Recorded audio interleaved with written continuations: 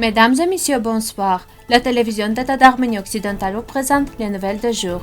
Armenak Abrahamian, président de la République d'Arménie occidentale, félicite le président Emmanuel Macron pour sa réélection. 107e commémoration des victimes du génocide des Arméniens à Mandelieu-la-Napoule. Le consul d'Arménie occidentale en Argentine a rendu hommage aux victimes du génocide des Arméniens. Une nouvelle canalisation d'eau est construite à Karahunj en Artsakh.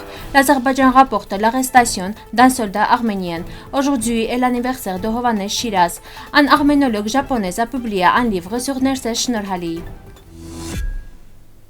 Le président de la République d'Arménie occidentale, Armenak Abrahamian, a félicité Emmanuel Macron pour sa réélection à la présidence de la République française. Chers amis, chers compatriotes, permettez-moi de vous remercier tout pour votre fidélité et votre solidarité en cette journée à la mémoire des victimes du génocide des Arméniens de 1894 à 1923, qui pouvaient croire qu'il faudrait 30 ans au gouvernement d'occupation turc successifs pour mener à bien un programme d'extermination contre les Arméniens d'Arménie occidentale qui vivaient depuis milliards d'années sur leur territoire ancestral et avaient construit leur civilisation. Le texte intégral du message du président Armenak Abrahamian à Mandelieu-la-Napoule est disponible sur notre site web. Le 23 avril, le consulat de la République d'Arménie occidentale en République d'Argentine a organisé un événement pour commémorer la 107e commémoration du génocide des Arméniens au monument du mont Ararat à Buenos Aires. Les personnes présentées ont rendu hommage aux victimes innocentes sur le drapeau de l'Arménie occidentale. Une gerbe a été déposée en mémoire et le message du président Armenak Abrahamian du 24 avril a été lu.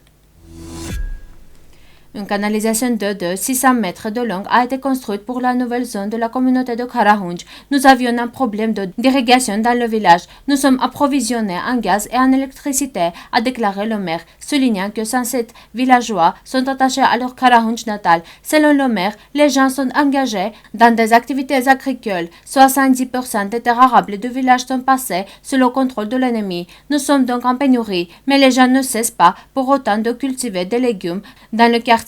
Certains villageois sont également engagés dans l'élevage de bataille, a déclaré le maire.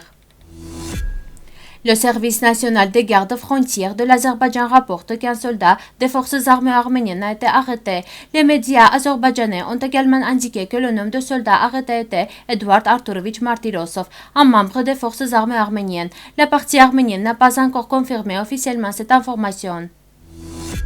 Le grand poète arménien Hovhannes Shiraz est né le 27 avril 1914. Les expériences de Tadevos, de Gyumri et d'Astrik de Kars ont été inoubliables pour lui tout au long de sa vie. Le père de Shiraz a été tué sur le sol de sa propre hutte pendant l'invasion turque. Shiraz a étudié à la faculté de philologie de l'université d'Erevan, puis au cours supérieur de littérature de l'Institut littéraire Gorki à Moscou. Les œuvres de Shiraz ont été publiées en Arménie à plus d'un demi-million d'exemplaires. Ces œuvres ont été traduites en 50 langues. Il est mort à Yerevan en mars 1984 et a été enterré dans le Panthéon de Komitas.